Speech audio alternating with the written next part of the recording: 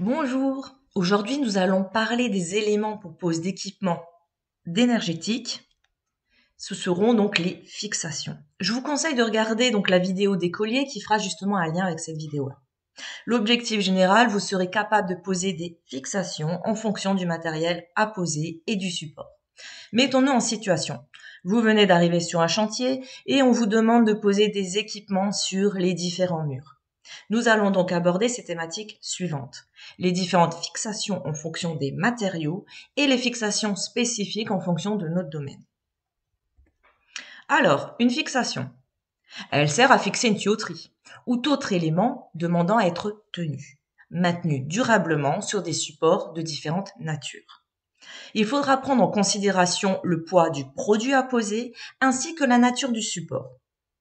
Pour fixer un ouvrage sur une paroi verticale ou horizontale, il existe une multitude de fixations qui seront choisies en fonction de la nature du paroi, béton, bois, maçonnerie pleine ou creuse, plate, placo-plâtre, etc. De la charge à porter, poids de l'ouvrage et nature de l'ouvrage, un lavabo, un évier, etc. Du sens de l'effort, traction, cisaillement ou biais, du style de l'ouvrage, monument historique avec des spécificités, du coût de la mise en œuvre. L'évolution des fixations a été très importante ces dernières années, grâce à l'évolution du matériel et des techniques. Tout d'abord, les fixations pour matériaux creux ou feuilles de plâtre. Nous avons ici des chevilles métalliques expansives appelées chevilles mollies. Nous pouvons aussi avoir les chevilles à bascule, fixation dans les plafonds suspendus ou parois creuses. Concernant donc les fixations pour matériaux pleins, chevilles nylon, plusieurs types. Les chevilles S, pour les fixations légères dans les supports pleins. Les chevilles GB, dans le béton cellulaire avec vis à filetage bois. Les chevilles SX, chevilles à quadruple expansion à utiliser dans les matériaux pleins et maçonnerie. Les fixations pour béton ou matériaux minéraux durs, pierres dures, concernant parfois les monuments historiques. Nous avons les chevilles en fonte GM pour les fixations lourdes dans le béton, des filetages de M6 à M24. Les chevilles à fapré, EA, pour vis à métaux et tiges, filetage de M6 à M20. Les tape-chevilles FNA, chevilles métalliques pour ancrage dans murs et planchers, montage par frappe.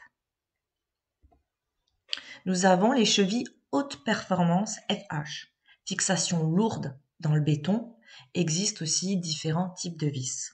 Le goujon FBN, fixation rapide dans le béton à travers l'objet à fixer.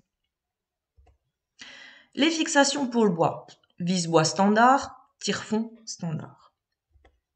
Le kit de fixation pour appareil sanitaire. Donc nous avons le cas pour le lavabo ou le chauffe-eau. Ce sont des diamètres de 8 à 16 selon son utilisation. Mais aussi il existe donc des kits de fixation pour les WC et les bidets. La fixation par injection chimique, scellement chimique. Nous avons donc une cartouche de résine polyester ou époxy acrylate pour tout type d'ancrage dans support plein ou creux sans contrainte d'expansion. Il faut un pistolet, des embouts d'injection, un tamis pour l'injection dans les supports creux, un soufflet et forcément une tige à sceller. Il s'agit d'un scellement à base de résine bicomposante utilisé pour ancrer solidement des tiges filetées dans un mur plein ou creux. La colle étant de texture fine, elle s'immisce dans le filetage de la tige. La mise en œuvre est très simple, mais le principal inconvénient du scellement chimique est le prix de la cartouche de résine. Ici, nous avons donc en fonction donc du poids de la charge, les différentes chevilles qu'on peut mettre. Par exemple, ici, pour le béton et pierre, les chevilles jusqu'à 150 kg de charge. Concernant, pareil, le béton et pierre pour des chevilles à partir de 280 kg de charge. Pour les parpaings pleins et briques pleines, les chevilles jusqu'à 150 kg de charge. Pour, pareil, les parpaings pleins et briques pleines, les chevilles à partir de 280 kg de charge. Pour les parpaings creux et briques creuses, les chevilles jusqu'à 150 kg de charge. Pour parpaings creux et briques creuses, les chevilles à partir de 280 kg de charge. Pour le béton cellulaire, les chevilles de fixation. Pour les cloisons, en carreaux de plâtre et plaques de plâtre, les chevilles de fixation. En conclusion, pour poser un équipement, il faut faire attention aux différentes fixations en fonction donc des matériaux, du support. Mais il existe aussi des fixations spécifiques dans le domaine, comme on a vu au niveau des ballons d'eau chaude, au niveau des lavabos et des WC. Merci pour votre écoute. Je reste disponible pour votre complément d'information.